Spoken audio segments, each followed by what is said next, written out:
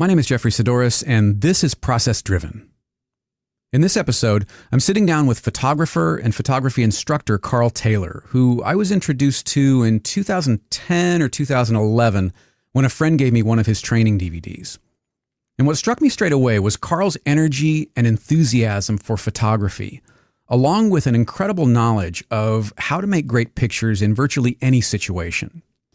And these two things really set him as my benchmark, if you will, of what photographic training should be. He also has this brilliant way of bringing almost a fashion style and sensibility to his commercial and product photography. Karl lives in the Channel Islands between England and France, and when he came to California in 2012 for a production, I got the chance to spend some time with him and his team in Long Beach and Joshua Tree where they were filming, and we've been friends ever since. In this conversation, Karl and I discussed the business side of creativity, and I began by asking him to talk about how some of the changes in the industry nearly forced him to close the doors of his studio earlier this year. Here's my conversation with Karl Taylor. Please listen carefully.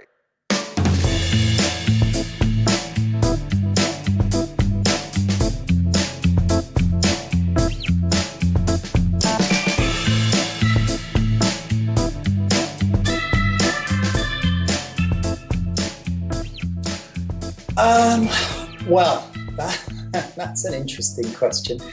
Well, let's start where it started, first of all. We started, I've been a commercial photographer for more than 25, or going on 25 years. We started the training side of the business, and I say we because I've got a couple of business partners that you've met already. Yep, sure. And we started the training business in 2008. Mm-hmm. And I did this because I'm, as well as a photographer, I consider myself a businessman. And this is something we might speak about a little bit later, but often photographers are not always the best businessmen, but I do like to think of myself as a businessman and taking risk and making business decisions and making sure my business makes a profit.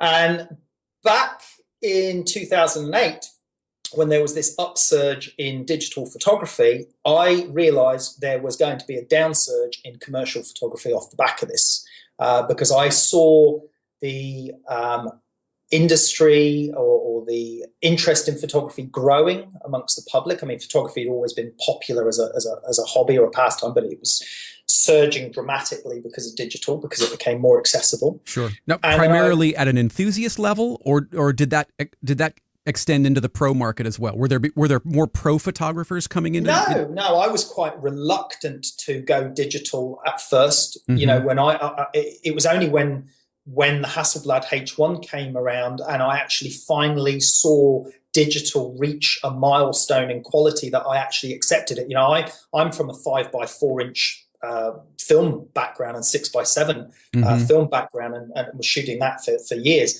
But I saw these 35mm digital cameras coming on the market and realized that, you know, the interest in digital photography was going to rocket, which it did. And I thought off the back of that, it's going to affect the commercial market, because there was a lot of the commercial market, which is what you call natural lifestyle photography or wedding photography. I mean, I'm not a wedding photographer, but, you know, areas of photography where you don't necessarily need a studio, where you're shooting outdoors or you're shooting lifestyle, you're shooting on location. And I thought eventually this is going to water down into some of that commercial sector, and there's going to be a lot of people wanting to shoot pictures, and then they're going to want to get paid for some of them, because that gives them a feeling of credibility. Sure. So I kind of, as a businessman, I guess just saw this as potentially happening. And I was getting so many more questions come into the studio about, we know you as a photographer. It'd be great if you could do some teaching, and I'd love to learn. And so I thought, you know what, let's give this a try. So I ran a couple of workshops. They were really successful, so much so that I just, more people wanted to do them than I could offer. So I thought there's something in this, and I approached these two guys that are my business partners now, who had a media company, filming, web, television stuff, video production. And I said, look, I've got an idea for starting a series of photography training. I want to find a way of getting it out there to the masses, because I think there's something in this. And we were looking at what was out there at the time, and there wasn't a great deal of stuff out there. And we came up with the idea of producing them on DVD and potentially online. And we looked at the competition, and everything we could find out of the US or anywhere else for that matter was some guy stood in front of a screen saying, here's a shot I took 5 years ago and this is how I did it. Right. And there was no energy. It was very boring. It was very formulated. And there was no evidence that what he was saying was actually true. Mm-hmm. So I said, let's rip this apart. I said, let's go out like a documentary film crew. Yeah. You filming over my shoulder and me turning around and talking to you and telling you what I'm doing. And let's let people see it happening live. Well, not live, but as if it was live, because it's like a documentary stuff. Sure. Let's prove to people that you can take a picture like this if you do this, this, and this. Let's teach them the theory of understanding photography in components. I break photography down into those 6 key things, to do with time, subject, light, the aperture, and breaking it down into these 6 related points in photography that allows you to link anything in photography back to those 6 points. Right. That was my formula. That was our basis for our training, and we set about, to cut a long story short, we set about filming. We set about creating a series of programs. And we got in at the right place at the right time. And with my energy as a presenter and the knowledge that I had as a photographer, as a working photographer, I guess we just hit the mark. We're a little bit. To be fair, they were brilliant. They still are. Thank you. That was that feeling of being out there with you, and seeing the very real results of it, good or bad, success or fail. We feel as a viewer that we're out there learning while this is sort of happening, rather than, as you said, being kind of stuck and going, well, here's something I took, here's what you can get. So that expanded into not 1, 2, 3 DVDs. That expanded into 10, 11 different courses. Now it's more than that. Now, obviously, we've moved away from DVD. Now, you mentioned just there about the difficulties that the business faced.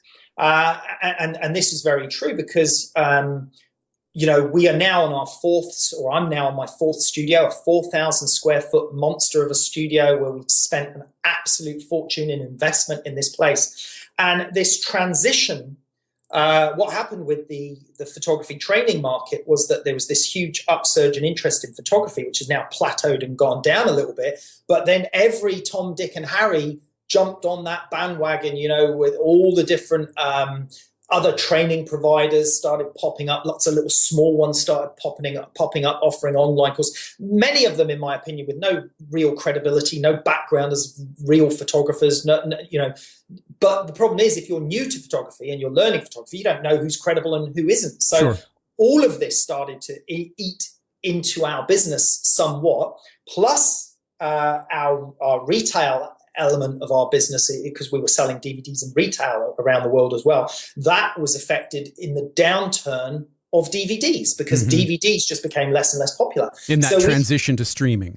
Exactly. So we then had to switch everything to streaming, to online. We had to invest a lot more money back into the website and the business. We also realized that we couldn't function from our existing studio if we wanted to move forwards with the developments in streaming, in live broadcast, in workshops, in premium bespoke workshops, and also our ability to film new products, new training, and continue as a commercial photographer. Because this is the other thing that a lot of people forget is I also spend 50% of my time working as a commercial photographer, and in that respect, I had a studio where we were trying to operate training and film training from, but then I'd get a commercial job in that would interrupt that.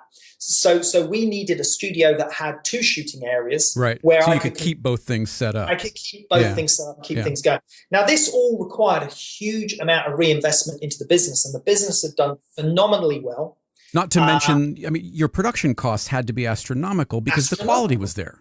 Yeah, I mean, you know, when we went to Iceland to film Fashionscape, when you're taking a model, makeup artist, a crew of 4 or 5 of you, renting Land Rovers, having to pay for hotels, this is an extremely expensive production.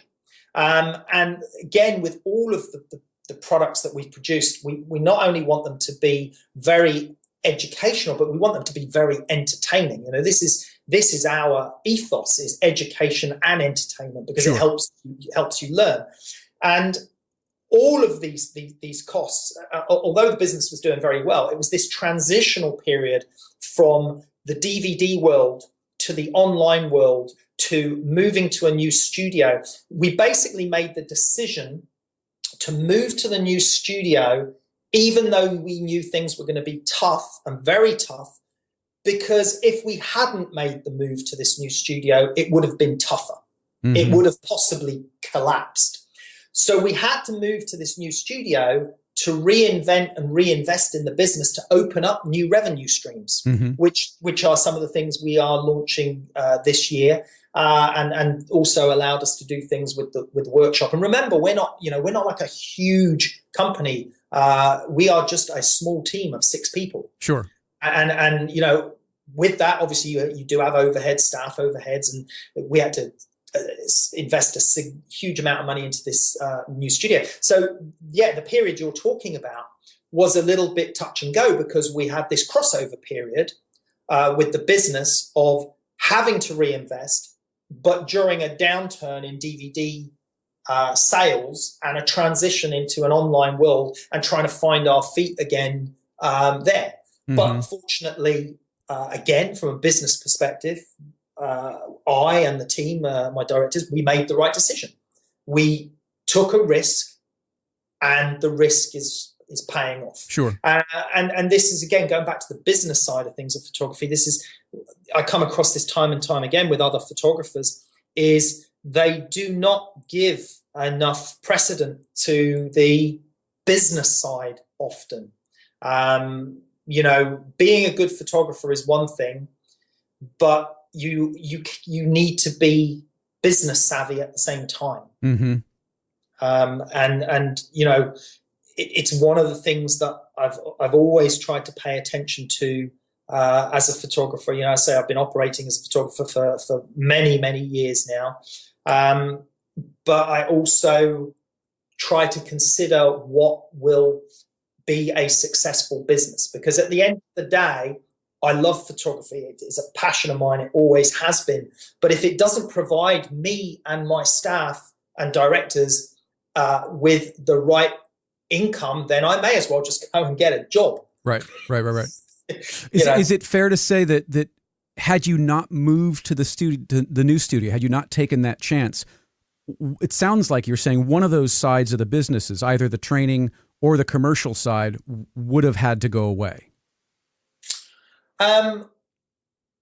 Yeah, it might have. I mean, there was a point where I was considering going back to just the commercial photography, but the other side of that was the fact that I really enjoyed the training side of the business. But it's obvious if you've seen any of it. Yeah. Thank you. It's something that grew unexpectedly. Right. And what it allowed me to do was, I actually think it allowed me to be more creative, because, you know, I'm what you would call a mid to high level commercial photographer, in that I shoot advertising photography images for some big blue chip companies that are published globally, but I don't shoot for Gucci. I don't shoot for Burberry. I mean, I've shot some Karl Lagerfeld ads and Boss adverts and different things. I specialize in optics, glasses, eyewear, sunglasses, some cosmetics, some alcohol, liquids, that sort of stuff.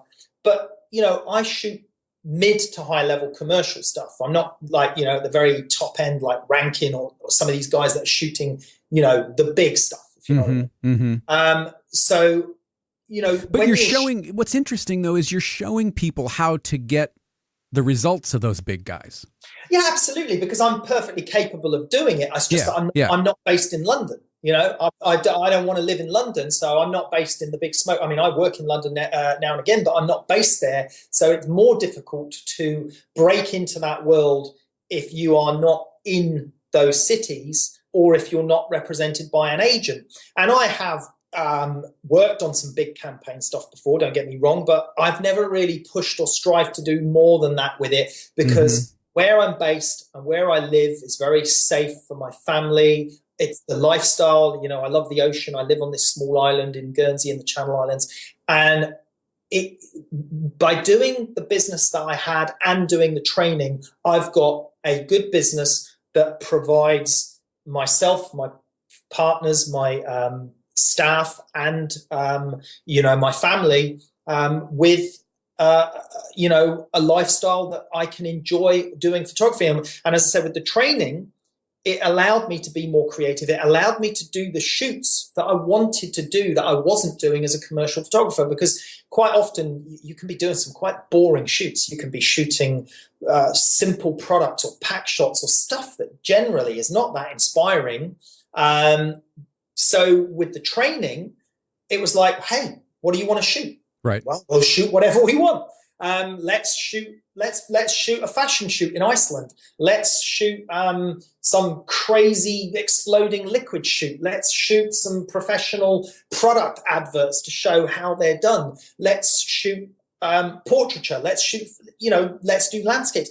Let's go out and do city street. So we were able to say, we want to make a training course about this style of photography, this genre. So let's go and do it. Sure. And I would imagine that led to some different commercial work as well, because clients were seeing a different side of your work than they had maybe seen before. Yeah. Yes, a little bit. I mean, there has been some additional commercial work that's coming off the back of the recognition, because as you said, you started to see us everywhere. We started in 2008. So by around 2010 or 11, when you first started seeing us, we had already started to penetrate that training market, yeah. Started to appear on YouTube a lot. Our YouTube channel grew quite significantly. We've got one of the biggest YouTube channels now, I believe, in the photography market. So yeah, we were getting out, which there. is sort of a blessing and a curse, which yes. we'll get to. Yeah, it is a little bit. But yeah, so more people started seeing us, and that did generate more inquiries from some commercial corners, if you like, but not significantly so. I think as well, you've got to keep in mind that the people that read the photography blogs and look at this stuff, they're amateur photographers. That's not really the business sector that are looking to pay for or employ photographers. So the audience is different, but like you said, there was some businesses or companies that have got directors that are interested in photography that came across us, that then approached us for commercial shoots. Yes. Why is photography so? It feels so different than other industries in that there are the people that are really focused on the art end of it, why they take photographs, and then there's the other sector that's really more focused on the gear aspects and the tools, and it's such a sharp divide, or it can be such a sharp divide. Why is photography so unique in that respect, or is it unique in that respect? Is it unique in that respect? Is that the first question? We'll come back to, is it unique?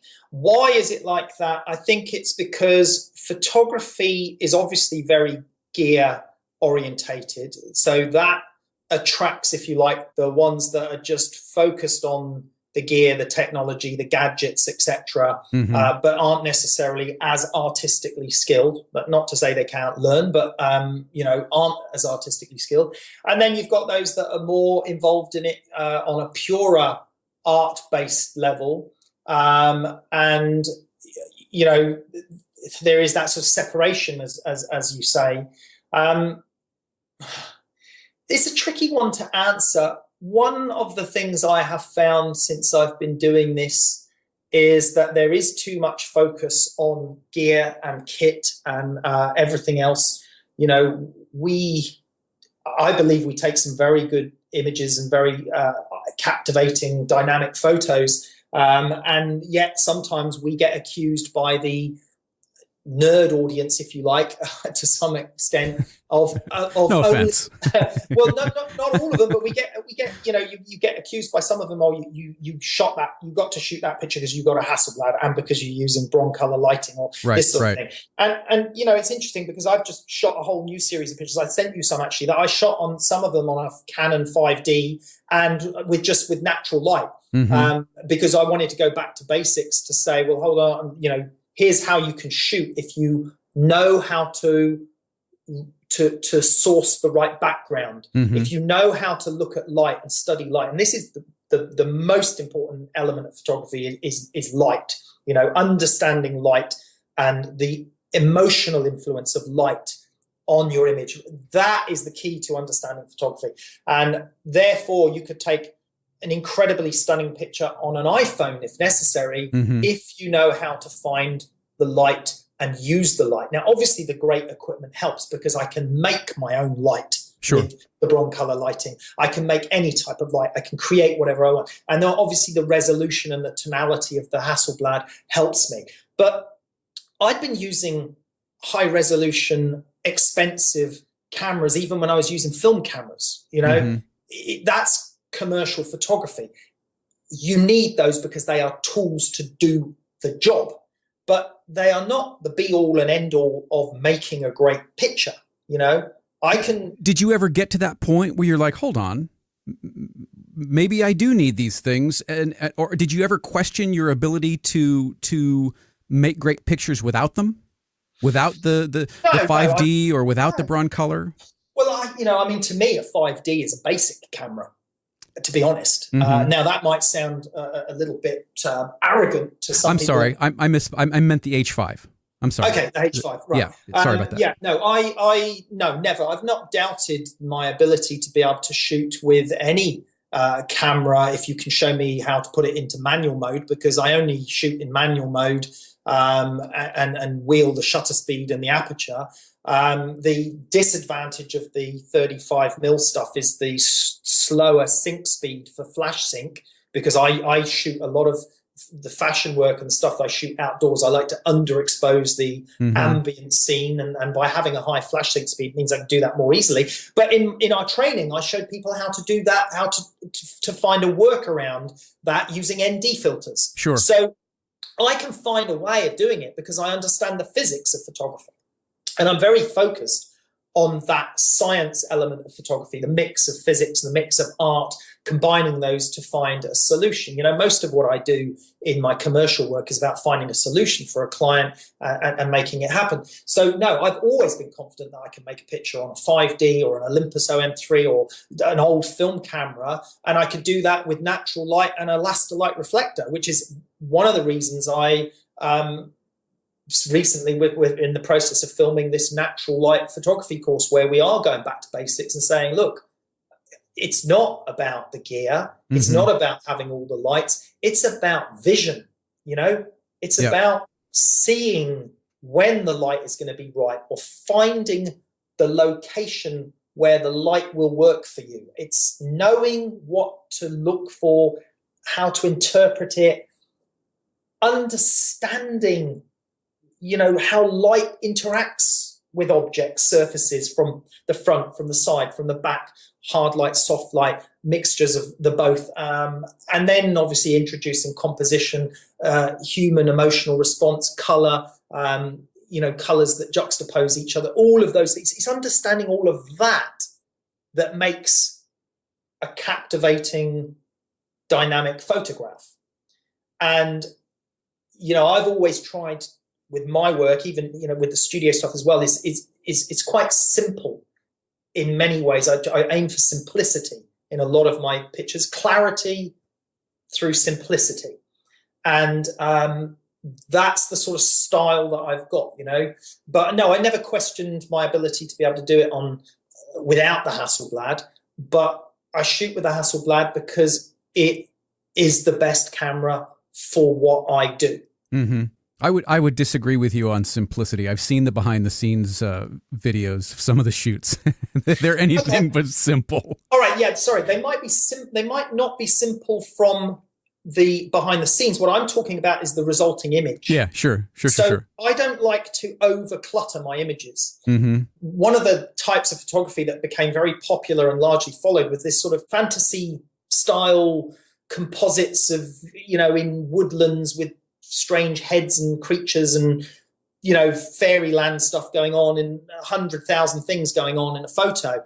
And a lot of it is really beautiful art, in my opinion, but that's what it is. It's art because it's all composite. It's all cut out this and paste it in this and do this bit of Photoshop work and then mix this. And so it's art, it's compositing. It's not true photography, in my opinion, and it's not the direction I like to take. When I say simplicity, I mean I want my image to remain looking like it was taken as a photograph, because it was.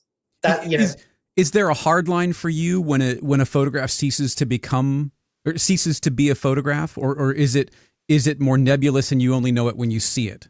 Are there qualifications that you can either pull back from when you feel yourself getting close to? I very rarely composite, and not in my own personal work or training work. Very rarely. I mean, if you take, for example, the image of the basketball that I've got with the paint hitting it from both sides. Right. Now that is two images, admittedly, put together, because it was impossible to get the liquid to jet in from both sides like that. So the liquid had to fall from above. Sure. But each side of that image, the left side and the right side, is exactly what happened and is exactly what was captured in camera.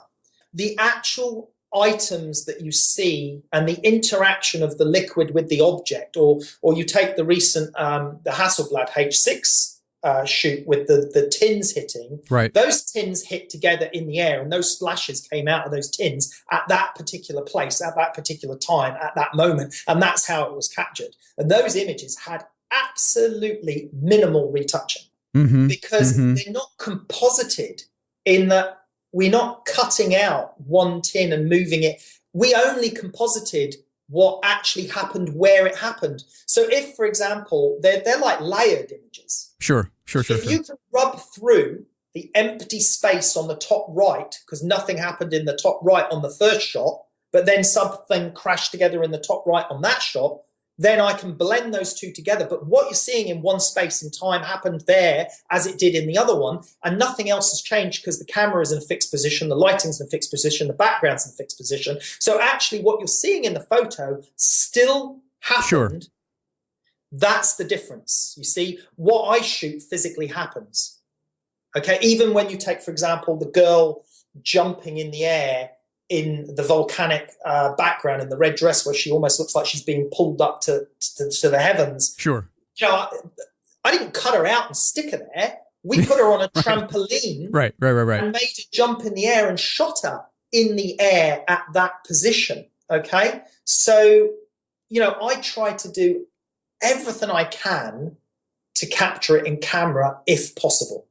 But as I said, sometimes the commercial requirements of a commercial shoot, the client needs something to happen that is physically impossible. And if it's physically impossible and it's not achievable in camera, then obviously you do have to introduce a load of composite or some composite work. But wherever I can, I will try to accomplish as much as I can in camera, because I believe that the end result looks more realistic and believable. And this goes back to what I said about clarity and simplicity. I believe the people that follow my work and appreciate my work, they appreciate it for those reasons, because of the simplicity of your ability to digest it, because it looks believable. It is believable. It did actually happen. So therefore it is a photograph. But don't get me wrong, I look at a lot of amazing work by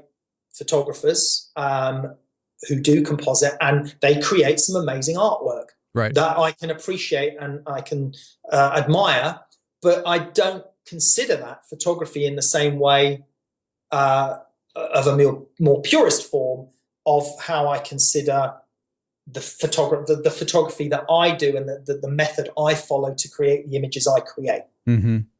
That's a great segue. I mean, you got brought in for your concept on that Hasselblad shoot, which looked fantastic, and I'll link to the behind the scenes video, but what were some of the considerations going into that? I mean, did you know exactly what you wanted to do? Did this come off of the paints series with the basketball and with the model, or no? What went into it? No, I've had a great relationship with Hasselblad for many years because I was one of the early adopters of the technology. I started with the Hasselblad H1 12 years ago when it actually had the 22 megapixel Imicon back. Mm-hmm. Then Hasselblad merged with Imicon. And, you know, I've been working with them quite closely for several years. They'd seen some of my work and published some of my images, and then we had a closer relationship. Then they saw the success that we had with the training and the reach that we had, the audience, and they also saw that in a lot of the stuff I was shooting with Hasselblad. So it made sense for them to say, you know, build a closer relationship with us. Mm-hmm. And anyway, so, you know, I've developed this relationship where I've worked for them, doing some of their training videos and photo shoots. We shot the Photokina campaign for them last time, the fashion images, you know, the sci-fi model stuff, right, which was a big success. You were part of their booth at Photokina, weren't you? Yeah, we were. Yeah. But we shot, you know, so we shot those campaign images for them, and they were very pleased with that. And then I was, you know, I knew about the H6 quite early on. And, you know, knew about the specifics of it and what it was going to be, etc. And then I was invited over to Sweden to look at it and, you know, understand it a little bit more and talk about, you know, coming up with a photo shoot to present the camera for its launch. Mm-hmm. Myself and another photographer, Tom Oldham, was chosen, and we're still on the Hasselblad website for the H6 now, I think, on there. But basically, they said, right, what can we do? We want to come up with something engaging. We want to come up with something that demonstrates the capabilities of this camera, and you know, what can we do? So I looked at the camera. And one of the most obvious things about it when I saw it was this new gold orange colored button that it had for the shutter button, for the exposure button, which was sort of shocked me at first. I was a bit like, oh, not quite sure about that. And then they said, no, we're rolling with this. So I said, okay. So I said, let's think of stuff. And then we started talking about liquids, meeting with Perry Oosting, the CEO, and you know, some of the marketing team there.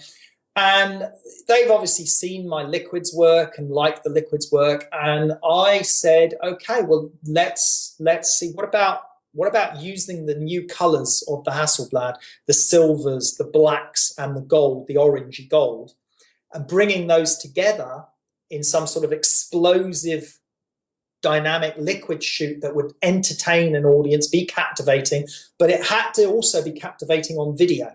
Mm-hmm. Because we were tasked with not only doing a shoot for them and creating, you know, some engaging images, but you know, also creating that liquid number 6 for them in the same orange. Which is such a cool shot.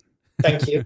I want to know how many times it took to get that right. It took a lot of shots. That shot is 2 shots. Okay, mm-hmm. So there's 2 shots. We couldn't make that 6 in one sweep, so it's made in 2 sections. But you know, so we came up with the concept. We sat down with them. We had some back and forth, and they said, "Yeah, go with it. You guys do what you want." You know, so we had no art director. We had nothing. And it was video from the beginning. It wasn't just print, right? It was always going to be video, mm-hmm. And final images, so they could use the final images as well. But it was, you know, mostly to show the camera in action, to show it in use and evidence of the results. So I sat down with Tim and Ben here, the guys in our team, and we storyboarded this thing out. And I said, look, you know, we got to talk about this camera. I already knew what all the features were and what the benefits were, and played with it and what I loved about it and what I was going to talk about. So we had to say, right, how can we get this across in a story? How can we get it across in a way that is engaging? So we've got these ski ramps that we've used previously for some smashing whiskey glasses together. Mm-hmm. So we said, let's modify these things so that we can send these tins of paint down them, because the tins of paint were heavier. So we had to extend the ski ramps higher. So again, this all goes back to physics. It goes back to testing. We put the tins down with water in. We got the distances set. We worked out the collision points. We used the MyOps trigger for the sound activation. But it was days of planning and testing the tins and liquids and water before we even considered moving on to the paint. And then the viscosity of paint is very different to water, and how that reacts with the light is very different. It's not transparent. All these things to consider. But again, I pre-visualized the shoot. I very carefully selected the colors, even of the background, to juxtapose the decided colors of the paint, because we knew we were going to use the Hasselblad orange. We knew we were going to use the Hasselblad, the black and the silver and the gray, because those were the colors of the H6 camera. So that was going to be the color. So basically the orange represented the new shutter button color, the black for the black parts of the body, the silver, the bluey silver for the new blue silver parts, and then the silver tins to represent the silver chrome trim on the new digital back. Sure. So the strongest part of the concept for me was this orange. The orange was the most vibrant, and it was the one thing on the camera that stood out the most to me when I physically saw it. It was the thing that made me go, oh, that's new. Right. Right. So I had to take this on board and roll with that. So I knew the orange was going to be the key color in this. So then using science and the theory of color, I looked at the color charts and I found the perfect blue that was the exact opposite of that orange. Yeah, that complement. Sure. Exactly. And that wasn't an accident. I basically sat down with the paint colors and the Pantone books and matched them up, and then using the color programs that you can use. I then adjusted and tweaked and got it to a point where, right, this is the blue. And then we took that blue down to the hardware store and had them mix that blue paint for us. And we painted the entire, or one of the back walls of the cove, we painted in that blue, so that blue was the blue background behind every single shot. So all of it is, again, it's that planning and pre-visualization. 3 days of testing water, tins, the lighting, how much light falls on the tin, even the type of tin. I ordered 3 different samples of tin types before we decided on the one we wanted, based on how frosted the metal was. Things like that, the shape of the tin, the look of the tin, the lid of the tin, then the paint itself, the colors of the paint, then what color is it when we water it down? Because watered down paint loses a little color. Loses the chroma. Yeah, sure. Exactly. And then which paints were going to be what viscosity? Did we want it to fly out like water, or did we want it to look a bit more gloopy? So all of this stuff was just the beginnings of the photo shoot. And then then it's basically down to the physics. It's like, make those 3 or 4 tins collide at point X. Yeah. So you're setting up the playground and then winding the clock, if you will, and letting it go. Yeah. And then let it go. And then what happens is down to chance. How the liquid comes out and how they exactly smash together is chance. That's chaos theory. But the actual theory of making them hit at point X and the flash duration of 1/10,000th from the broncolor and the Hasselblad, the choice of focal length of lens, the choice of lighting on the background, on the tins, everything else is planned, pre-visualized, and then it's just a case of release 200 attempts of tins. Right.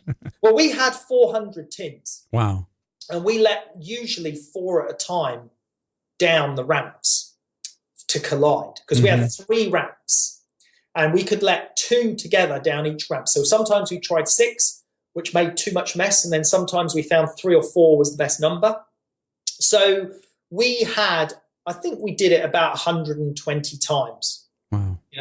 And out of that 120 times, we had 40 to 50 amazing results. And out of the 40 to 50, we had 10 spectacular ones. And then, so what did you deliver out of all of this setup, out of all of this planning, previs? What did you deliver? How many images did you deliver to Hasselblad? 5. Three landscape ones and 2 vertical ones. And plus the number 6 one, the number 6. Wow. So half a dozen images. Half a dozen images for ballpark. How many hours of 2 weeks. Labor start to finish? 2 weeks. 2 weeks for at half a least dozen images. Yeah. Well, starting with the concept meeting in Sweden, and then following on from that, and then the testing, and then the setup, and having to paint the cove of the studio, protect the studio floor with plastic, the cleanup operation of all the tins of paint, the liquids, the shooting, and the video production. We did the video. We filmed the video, we edited the video, we presented the video, the post-production on the video, all the slow motion work that we did on, to get the story right and everything else. Right. That was all part of the package to deliver that to Hasselblad, as well as the images. Actually the video was probably more important in many ways than the images, because this is the storytelling part that had to be introduced and become part of the H6 launch. So, right. So there is narrative here too, and that's something I think that can get overlooked in commercial or product photography. That you're still looking for a through line to tie all of this together. It's not just making pretty pictures. No, it's not just making pretty pictures, and sometimes you get criticized as a commercial photographer for the lack of art in it, if you like, or the lower level of artistic, not ability, but, artistic interpretation, or, artistic appreciation, if you like. Sure. But actually, the concept for that shoot, it required thought and process about the color schemes of the camera and how that would work and interplay with the light and the images and the dynamics of the image and what would be visually engaging. So all of that is artistic if you look at it that way. But a lot of it, as you know, with my work, is also revolving around science and how you're going to make those things happen, how you're going to problem solve. And that's what I love the most about, photography, is that, trying to solve those problems and make it happen so it looks like a photograph. And it is a photograph, and I say, if you look at those images, you don't look at those pictures and think, oh, that's all been computer simulated, or that's all cut out composite work. You look at those images and you say, those splashes are real, because you can see different paints going through other paints. You only have to watch the video itself to actually see the moment that the flashes fire, and you can see in the video the same image that actually is in the final prints. So, the evidence is there that it's real photography.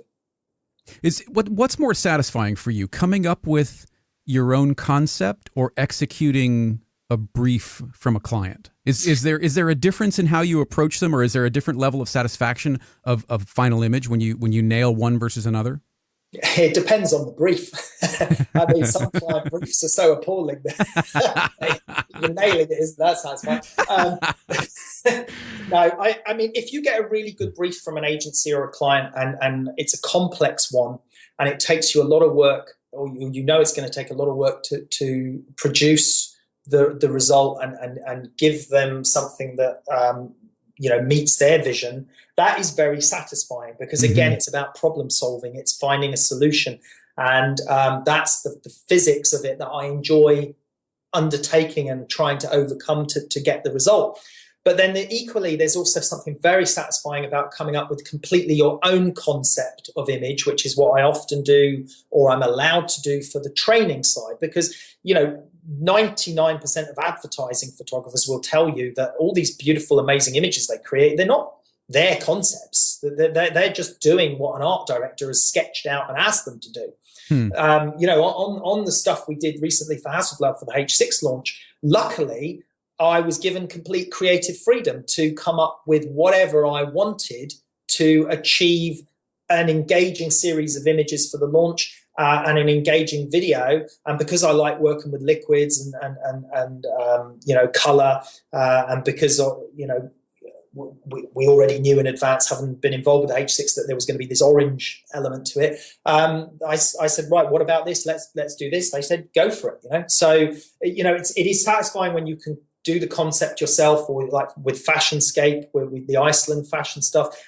Yeah, it's immensely satisfying when you come up with a concept, you sketch it out. I always pre-visualize my images. I always sketch them down on an A4 size pad, and I draw the image out. I do a rough layout of the composition of what I want in the image, where the light's going to come from. And 9 times out of 10, I match that very accurately in the final piece. So I pre-visualize the image in my mind. I've got a good idea of the emotional content or aspect of the light and the look and the feel and the mood, or how I want that image to sort of to feel to me, and I sketch that down, and then I plan it, research it, and then execute it. Right. How rare is the situation with Hasselblad where you were given virtually complete creative control? How rare is that now with commercial clients, and how has that changed over time from early on in your career? It's always been rare. Yeah. I mean, even from when I was, 20 years ago on 5x4, because there's a lot of people that lament, oh gosh, photographers used to be able to do it their way all the time, and it sounds like that's very. I don't. Think it depends on who you talk to. It's who you talk. I mean, from my perspective, anyway, working with advertising agencies, or even with clients that have got their own in-house marketing teams, you're always following direction. You're always following a brief, because these people are not stupid. As an advertising photographer or commercial photographer, you're shooting a service or a product that they want to sell. Sure. Now, if they want to sell it, they want to make sure that they reach the target market. So they don't do that lightly. They investigate the target market. They do market research. They find out what age group, what demographic, what these people are going to respond to, what type of imagery will they react to, will they engage with. They take all of that information, or the good ones do, and then they turn that into a concept. They don't just go, oh, what should we come up with? Or let's have an umbrella flying through the air and Mary Poppins hanging upside down. It's not that random. It's based on research, and that research then dictates the concept. And then they come to you with the concept and they say, we need this executed and we need it to look like this. And what I do with them is I say, okay, I'd like to know a little bit more. I want to understand the target audience. I'm interested because from a business perspective, I find it interesting anyway. Sure. But very rarely do you get a client that gives you complete creative control over the look and the feel. And sometimes actually, even if they do, that's a bit daunting, because you can produce a beautiful set of images, but if they don't work because their target audience didn't react to them and didn't then cause them to purchase the product, they could have been beautiful images that just didn't hit the mark from a sales perspective. That actually shines on you badly as a photographer, because then you get the blame and the client thinks you took bad photos when actually they were beautiful photos, but they just weren't hitting the target audience. Yeah, they weren't the right photos. Exactly. Are you involved in any sort of postmortems after the fact to see how well your concepts? Yes. Yeah. Yes. A couple of the clients that I work with regularly, because this is one of the things I'm fortunate with, that I've been in business for so long that I've got some base clients that I work with regularly that trust me to do a good job. So often I'm talking to them about the campaign we shot a month ago and how that's gone down, or the results from that. So it is good to hear that feedback. Mm-hmm. Yeah, I would imagine it's helpful not only on that particular campaign, but it allows you some more insight moving forward on other campaigns to know what works or what doesn't work, because some of the work that you do is so closely related to one another. Yeah, I mean it is, and don't get me wrong, I have shot stuff for campaign stuff for art directors where we've matched the brief perfectly and then the campaign has failed. But fortunately, you don't get the blame for that because you match the brief perfectly. Right. So the art director or the research people get the blame for that. But no, generally speaking, if we go back to your question, no, I 95% of the time you are working to someone else's idea. But fortunately, with the training side of the business, which is now accounts for, half of my time is spent shooting commercial, half of my time is spent on the training side of the business. The training side of the business allows me the creative freedom to shoot whatever the hell I want. Right. And allows me to come up with some crazy concepts. And it actually, encouraged me to do more photography and get more excited about photography again, rather than just going through the motions of being a commercial photographer and shooting general commercial stuff. And then, now and again, when, Hasselblad, who I'm an ambassador for, but they're also a client of mine, now and again, you get to shoot something where they are a photography company and they do trust you as a photographer. And those ones, great. They did give you a creative it did give me creative freedom. Mm-hmm. It seems now photography as a single revenue stream is near impossible. Yeah, I think you're probably right. I mean, you take even top level, the most famous photographers in the world, like Steve McCurry, who a hero of mine. Fortunately, I got to meet him once and had a chat with him. He's as famous as any photographer's name you could throw out there. And, even he's runs workshops and, sure. Has got other revenue streams. And, he's recently shot a Pirelli calendar and he's done some advertising, fashion type photography. I think he did with the Masai Mara in Africa, this fashion shoot campaign. I actually thought the images were really good. And I thought his Pirelli calendar stuff was fantastic as well. But he's diversified revenue streams. Rankin has always been what I consider a brilliant businessman. Mm-hmm. He's got the Hunger magazine. He's got Dazed. He's got his own books. He's got a production company for video and for Hunger TV. An ad agency as well. I think it's called the Full Service or something. He's done countless books. This guy is a businessman. Mm-hmm. And he's got multiple revenue streams. Yes, I think that they do. I think that many photographers have had to consider other revenue streams, and whether it's whether they sell fine artwork or whether they publish books or whether they shoot commercial or do both. Most photographers now, I think you will see, they don't just make revenue from one thing alone. Now, obviously, sure, there are a few exceptions, but maybe those photographers are struggling more than the ones that have adapted. Yeah. Who knows? I mean, I don't know the financial status of some of the photographers that purely operate on that one set thing. What I can tell you from the ones that I do know that are sort of colleagues or friends of mine is that they're not working very often.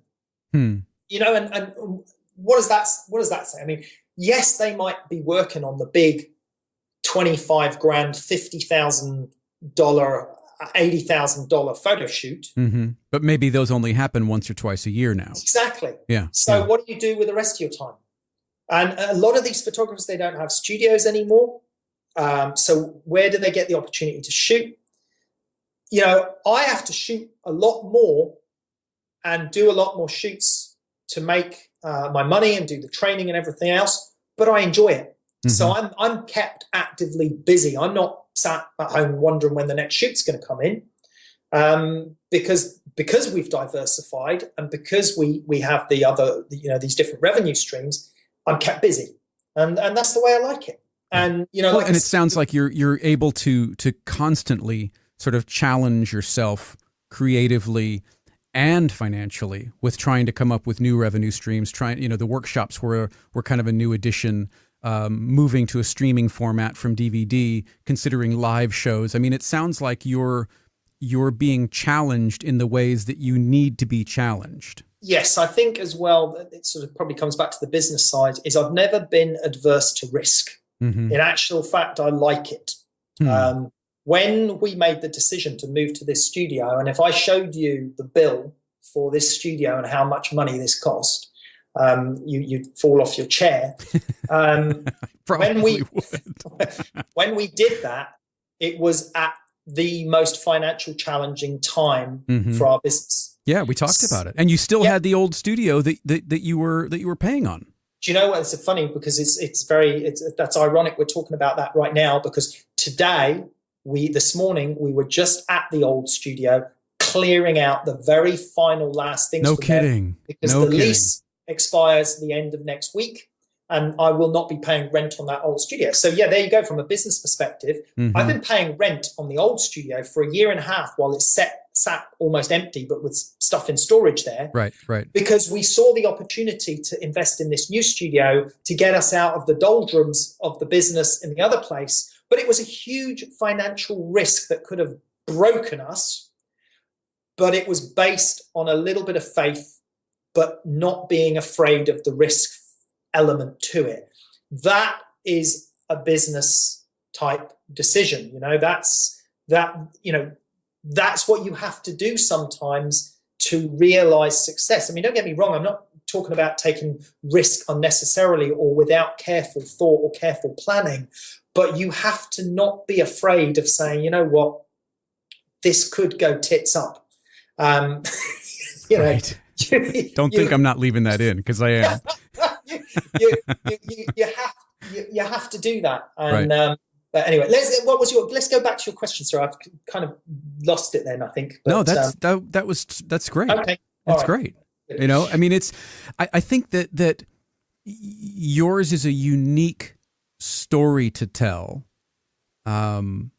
because you've done some things out of necessity, you've done some things out of choice, and you got to a point where it very possibly could have all gone away.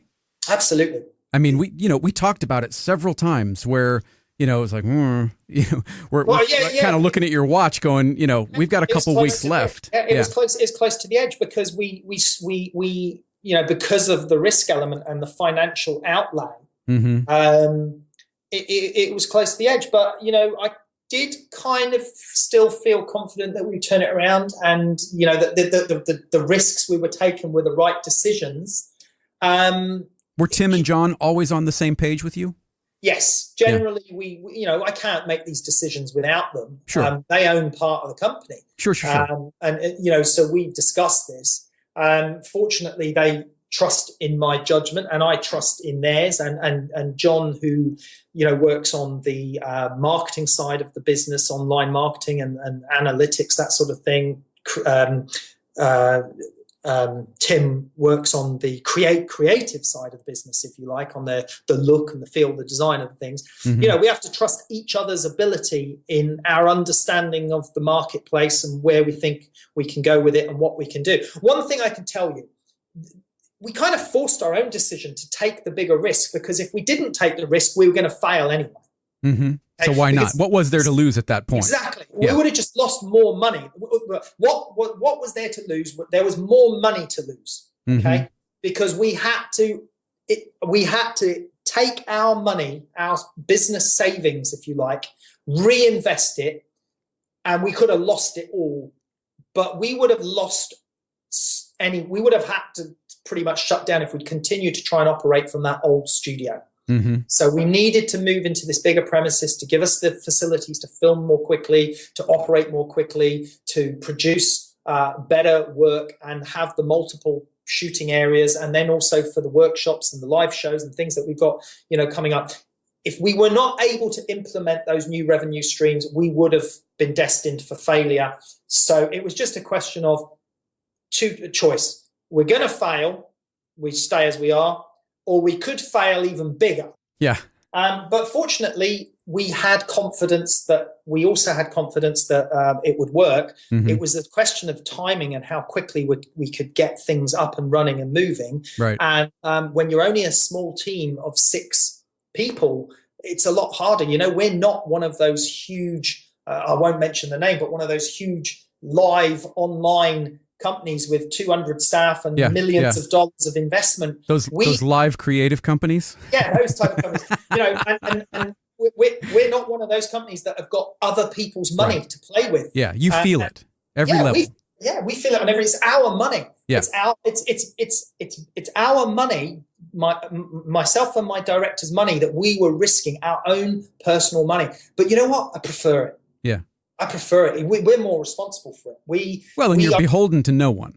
Exactly. Absolutely. And whether those live creative companies succeed going forwards in the future when the money runs out, or whether their business model works or what, I don't know. Right. But isn't it interesting that we are able to deliver a similar business model with live broadcast and everything else very, very soon from this new space. And we do it without millions of dollars of investment. Mm-hmm. But we are a different business. That we are a business that runs, if you like, or trades on my personality as a presenter and as a trainer.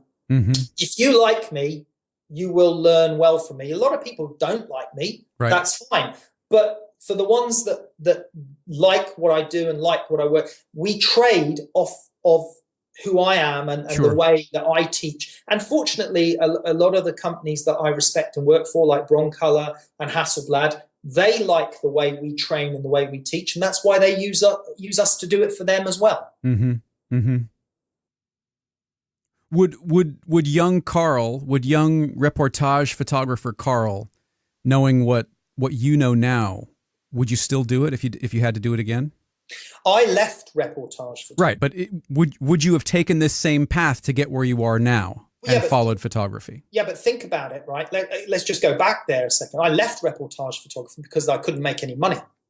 So I made a business decision as a photographer. If I wanted to continue operating in something I loved, and I loved reportage photography, but I was working, job to job, freelancing, and spending every last bit of money that I earned on the last project, spending it on the next bit, So then I decided to move to an area that interested me, that I felt was more lucrative.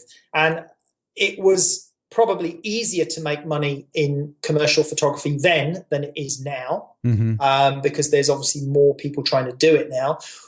Would I do it all again is what you're asking. Mm-hmm. Yeah, knowing what you know now, knowing how some of the trade-offs would affect you creatively, monetarily, emotionally, your family.